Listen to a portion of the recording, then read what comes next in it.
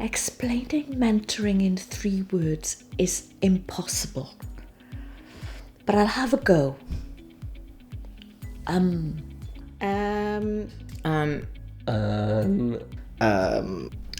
Expertise. On tap.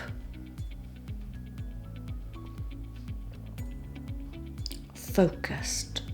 Mae'r proses mentora wedi bod yn really hwyl, yn really gweithredol ac yn eitha ysbrydoledig.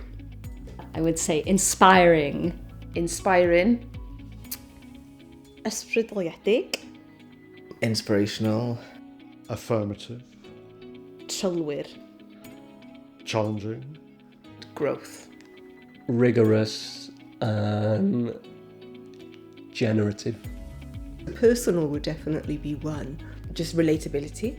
I think I was very intentional to pick sort of a mentor who reflected me and my lived experience, and it's just been so nice to open those conversations up and see myself reflected. My mentor made me feel safe, also vulnerable, and energized to write. Gwefreiddiol. Bendigedig.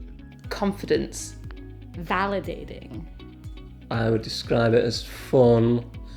Transformative. Enjoyable.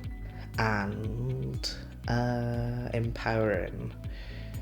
Life-changing, which is technically 2 words with a hyphen. Heriol mewn ffordd dda.